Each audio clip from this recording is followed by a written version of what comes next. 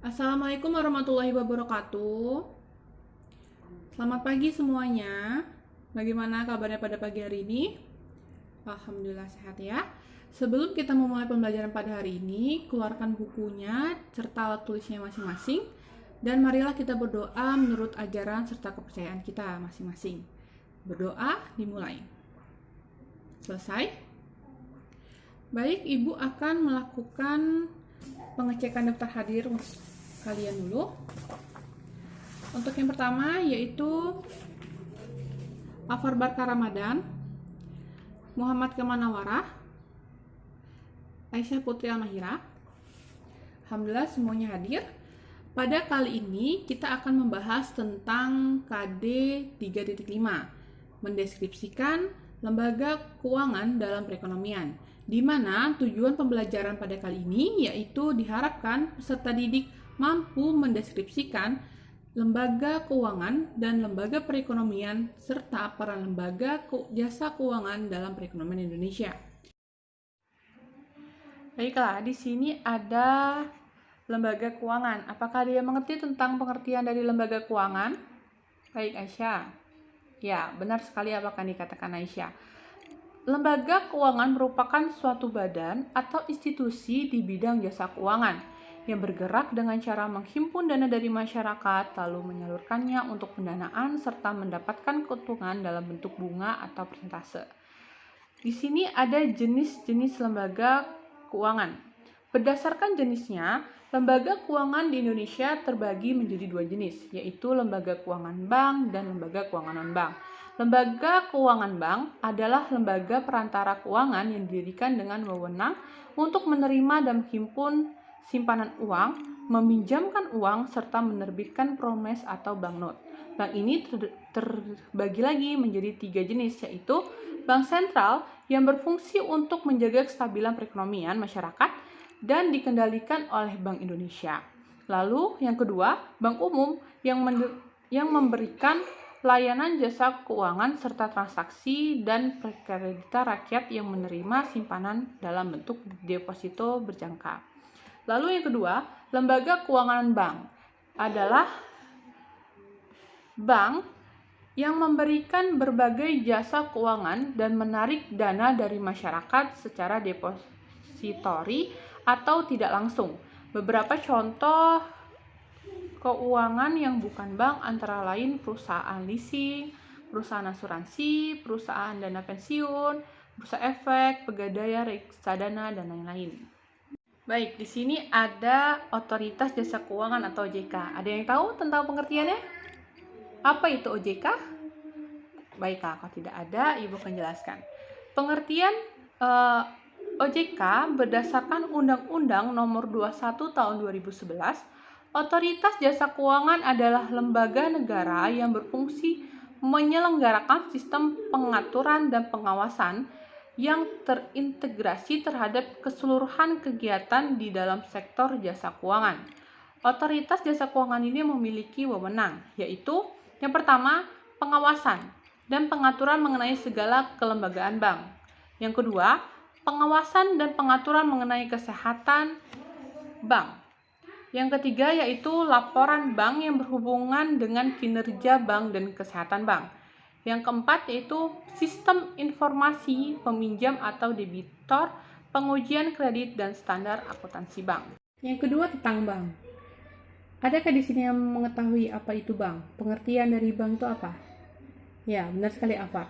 Bank merupakan suatu badan usaha yang menghimpun dana dari masyarakat dalam bentuk simpanan dan menyalurkannya kepada masyarakat dalam bentuk kredit atau bentuk-bentuk lainnya dalam rangka meningkatkan taraf hidup rakyat banyak. Lalu di sini ada fungsi bank. Fungsi bank itu ada 3, menghimpun dana, menyalurkan kredit, serta memberikan pelayanan jasa. Lalu ada jenis-jenis bank. Bank dapat dikelompokkan menjadi beberapa jenis, diantaranya yaitu bank berdasarkan kelembagaan. Nah, di sini terdapat 2 jenis bank, yaitu bank umum dan bank perkreditan rakyat atau BPR. Bank umum adalah bank yang melaksanakan kegiatan usaha baik secara konvensional maupun berdasarkan prinsip-prinsip syariah yang dalam kegiatannya memberikan jasa dalam lalu lintas pembayaran. Dalam menjalankan usahanya, Bank Umum menghimpun dana dari masyarakat dalam bentuk tabungan, deposito, dan giro, serta menyalurkannya dana tersebut kepada masyarakat dalam berbagai bentuk pinjaman atau kredit, seperti kredit produktif yang biasanya terdiri atas kredit modal kerja dan kredit investasi, serta kredit konsumtif. Contohnya sendiri yaitu kredit kepemilikan rumah atau KPR, kredit kepemilikan kendaraan bermotor atau KKKB, dan sebagainya. Lalu berdasarkan ruang lingkup usahanya, Bank Umum dapat dikelompokkan menjadi dua macam, yaitu Bank Umum Devisa dan Bank Umum Non-Devisa. Bank Umum Devisa yaitu bank umum yang memiliki izin untuk melakukan transaksi pembayaran dalam valuta asing. Contohnya itu Bank BNI, Bank BRI, Bank Mandiri, serta Bank BCA. Lalu yang kedua yaitu Bank Umum Non-Devisa, yaitu bank umum yang tidak memiliki izin melakukan transaksi dalam valuta asing. Contohnya BTPN, Bank Jasa Jakarta, dan Bank Kesejahteraan Ekonomi. Yang kedua yaitu Bank Perkreditan Rakyat atau BPR. BPR adalah bank yang melaksanakan kegiatan usaha secara konvensional atau berdasarkan prinsip-prinsip syariah yang dalam kegiatannya tidak memberikan jasa dalam lalu lintas pembayaran. Usaha BPR adalah menghimpun dana dalam bentuk tabungan dan deposito, serta menyalurkannya dalam bentuk pinjaman atau kredit. Nah, dalam menjalankan usahanya, BPR tidak diperbolehkan menghimpun dana dalam bentuk giro, menjalankan usaha perasuransian, dan mengikuti clearing. Nah, khusus untuk melakukan transaksi valuta asing, tidak semua BPR bisa melakukannya, kecuali BPR yang sudah memiliki izin usaha money changer dari Bank Indonesia, yaitu BPR diantaranya BPR Karya Chandika Sadaya, BPR Eka Bumi Arta, dan BPR Sri Arta Lestari. Lalu fungsi bank berdasarkan kepemilikan. Berdasarkan kepemilikan, bank dapat dibedakan menjadi 5 macam, yaitu bank persero. Bank persero yaitu bank yang sahamnya seluruhnya atau hanya sebagian dimiliki oleh pemerintahan Indonesia. Contohnya itu Bank Mandiri, Bank BRI, Bank BNI, dan Bank BTN. Lalu yang kedua Bank Swasta Nasional. Bank Swasta Nasional ini yaitu bank yang sahamnya seluruhnya atau hanya sebagian besar dimiliki oleh swasta nasional. Contohnya itu Bank Mega dan Bank Bukopin. Lalu yang ketiga yaitu Bank Pembangunan Daerah. Bank Pembangunan Daerah yaitu bank yang sahamnya seluruhnya atau sebagian besar dimiliki oleh pemerintah daerah. Contohnya itu Bank Nagari yang ada di Sumatera Barat, Bank Lampung yang ada di Lampung, dan bank lain yang ada di daerah di Indonesia. Lalu yang keempat yaitu bank campuran. Bank campuran yaitu bank yang sahamnya dimiliki oleh swasta nasional Indonesia dan asing. Contohnya itu Bank Simniaga, Bank ANZ Indonesia, dan sebagainya. Lalu yang kelima atau yang terakhir yaitu bank asing. Bank asing yaitu bank yang sahamnya seluruhnya itu dimiliki oleh asing. Contohnya Bank of Tokyo, Citibank, dan lain-lain sebagainya. Lalu di sini ada prinsip kegiatan usaha bank yang berkembang di Indonesia. Terdiri atas prinsip konvensional dan prinsip syariah. Prinsip konvensional dilihat dari sisi funding atau menghimpun dana dari masyarakat. Bank menghimpun dana dari masyarakat atau kreditur, misalnya dalam bentuk tabungan dan pemberian jasa simpanan atau bunga, sebesar simpanan yang ditetapkan pada saat membuka rekening tabungan atau berdasarkan tingkat suku bunga yang berlaku. Yang kedua yaitu dilihat dari sisi lending atau pembiayaan atau perkreditan. Bank konvensional memberikan fasilitas kredit kepada masyarakat atau debitur dengan keuntungan jasa atau bunga bagi pihak bank sebesar persentase tertentu sesuai dengan jumlah kredit yang ditetapkan pada saat akad kredit. Pihak penerima kredit wajib mengembalikan fasilitas kredit yang berupa pokok dan nilai bunganya, baik usahanya untung ataupun rugi. Yang kedua yaitu prinsip syariah. Prinsip syariah berdasarkan prinsip syariah diantaranya yaitu pembiayaan berdasarkan prinsip syariah bagi hasil atau yang disebut dengan mudharabah. Yang kedua yaitu pembiayaan berdasarkan prinsip penyertaan modal atau musyarakah. Yang ketiga yaitu prinsip jual beli barang dengan memperoleh keuntungan atau murabahah, memberikan barang modal berdasarkan sewa. Lalu kita masuk ke materi pasar modal. Pasar modal adalah tempat bertemunya permintaan dan penawaran dana-dana jangka panjang dalam bentuk pembelian dan penjualan surat-surat berharga. Nah, fungsinya yaitu yang pertama, fungsi saving. Pasar modal dapat menjadi alternatif bagi masyarakat yang ingin menghindari penurunan mata uang karena inflasi. Yang kedua, fungsi kekayaan masyarakat dalam mengembangkan nilai kekayaan dengan berinvestasi dalam berbagai instrumen pasar modal yang tidak akan mengalami penyusutan nilai sebagaimana yang terjadi pada investasi nyata, misalnya rumah ataupun perhiasan. Yang ketiga yaitu fungsi likuiditas. Instrumen pasar modal pada umumnya mudah untuk dicairkan sehingga memudahkan masyarakat untuk memperoleh kembali dananya. Yang keempat yaitu fungsi pinjaman. Pasar modal merupakan sumber pinjaman bagi pemerintah maupun perusahaan untuk membiayai kegiatannya. Pasar modal memiliki peran dalam sistem perekonomian Indonesia. Antaranya itu yang pertama, sebagai sarana badan usaha untuk mendapat modal. Yang kedua, sebagai sarana pemerataan pendapatan. Yang ketiga, sebagai sarana untuk meningkatkan kapasitas produksi. Yang keempat, yaitu sebagai sarana untuk menampung tenaga kerja.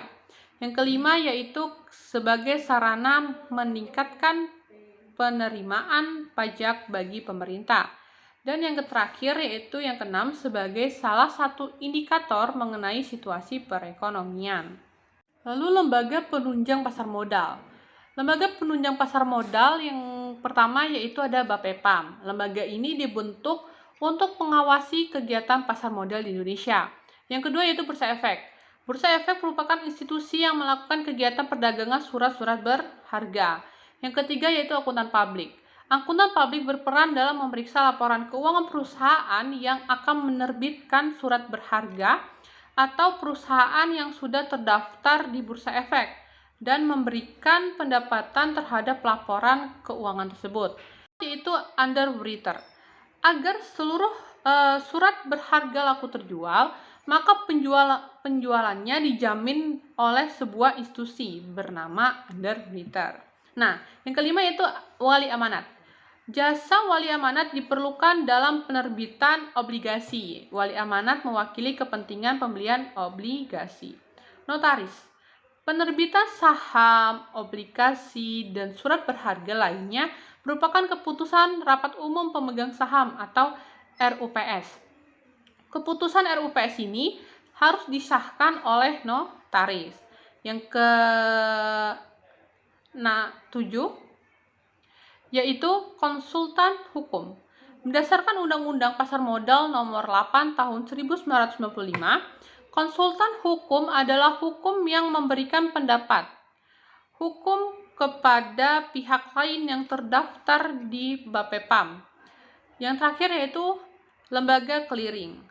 Perpindahan surat-surat berharga tidak mungkin dilakukan setiap kali terjadi transaksi. Oleh karena itu, diperlukan lembaga clearing sebagai institusi yang berwenang menyimpan dan mengatur arus perpindahan surat-surat berharga. Lalu, instrumen atau produk pasar modal. Yang pertama yaitu saham. Saham dapat didefinisikan sebagai tanda penyertaan atau kepemilikan seseorang atau badan dalam suatu perusahaan. Yang kedua yaitu obligasi. Surat berharga atau sertifikat yang berisi kontrak antar pemberi pinjaman atau pemodal dan pemegang saham baru yang akan diberi pinjaman atau emiten. Yang ketiga yaitu right issue, merupakan hak untuk memegang saham baru yang akan dikeluarkan oleh emiten. Yang keempat yaitu waran. Waran adalah surat berharga yang dikeluarkan oleh perusahaan yang memberikan hak kepada pemegangnya untuk membeli saham perusahaan dengan persyaratan yang berkaitan dengan harga, jumlah, masa berlakunya waran tersebut. Waran diterbitkan dengan maksud agar investor tertarik membeli obligasi atau saham yang diterbitkan emiten. Yang kelima yaitu reksadana. Reksadana merupakan wadah yang digunakan untuk menghimpun dana dari masyarakat pemodal. Modal tersebut selanjutnya diinvestasikan dalam portofolio efek oleh manajer investasi yang telah mendapat izin dari BPAM. Lalu kita masuk ke materi asuransi. Perusahaan asuransi adalah lembaga keuangan bukan bank yang menghimpun dana dari nasabah dalam bentuk premi asuransi dan memberikan tanggungan atau penggantian ketika nasabah mengalami sesuatu. Nah, fungsi asuransi itu yang pertama, menjamin perlindungan dari resiko seperti kerusakan, kehilangan, atau kerugian yang diderita satu pihak. Yang kedua, meningkatkan efektivitas dan efisien pengamanan.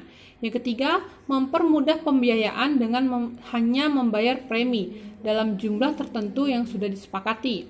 Yang keempat, sebagai dasar bank untuk memberikan kredit. Yang kelima, sebagai investasi tabungan jangka panjang. Yang keenam, menutup loss of earning power seseorang atau badan ketika sudah tidak bekerja.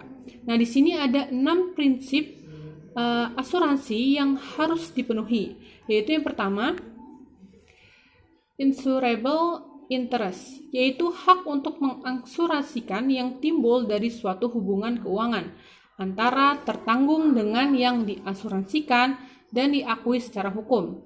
Yang kedua yaitu utmost good faith, yaitu tindakan untuk mengungkapkan secara akurat dan lengkap semua fakta yang material mengenai sesuatu akan diasuransikan baik diminta atau tidak. Yang ketiga yaitu proximate cause, adalah suatu penyebab aktif efisien yang menimbulkan rantaian kegiatan yang menimbulkan suatu akibat tanpa adanya intervensi suatu yang mulai dan secara aktif dari sumber yang baru dan independen. Yang keempat yaitu indemnity, suatu mekanisme di mana penanggung menyediakan kompensasi finansial dalam upaya menetapkan pertanggungan dalam posisi keuangan yang ia miliki sesaat sebelum kejadian kerugian. Yang kelima yaitu subrogation, yaitu pengalihan hak tuntut dari tertanggung kepada penanggung setelah klaim dibayar. Yang terakhir yaitu contribution. Contribution adalah hak penanggung untuk mengajak penanggung lainnya yang sama-sama menanggung, tetapi tidak harus sama kewajibannya terhadap tertanggung untuk ikut memberikan indemnity. Lalu, pembahasan kita pada pertemuan kali ini yang terakhir adalah dana pensiun. Dana pensiun adalah badan hukum yang mengelola dan menjalankan program yang menjanjikan pembayaran berkala kepada peserta pada saat mencapai usia pensiun atau pada saat lain dengan cara ditetapkan dalam peraturan dana pensiun. Di sini ada 2 jenis dana pensiun. Yang pertama yaitu dana pensiun pemberi kerja dan dana pensiun lembaga keuangan. Yang pertama, dana pensiun pemberi kerja adalah dana pensiun yang dibentuk oleh orang atau badan yang memperkerjakan karyawan. Yang kedua yaitu dana pensiun lembaga keuangan adalah dana pensiun yang didirikan oleh bank atau perusahaan asuransi jiwa untuk menyelenggarakan program pensiun iuran pasti bagi perorangan, baik bagi karyawan ataupun pemberi kerja. Jadi dana pensiun ini harus terdaftar secara hukum sehingga para pesertanya tetap mendapatkan kepastian hukum dari program yang diikutinya. Hal ini berlaku untuk dana pensiun pemberi kerja maupun untuk dana pensiun lembaga keuangan. Bagaimanapun juga, kedua jenis dana pensiun ini memiliki fungsi yang sama, yaitu untuk menyediakan program pemberian manfaat pensiun bagi pesertanya.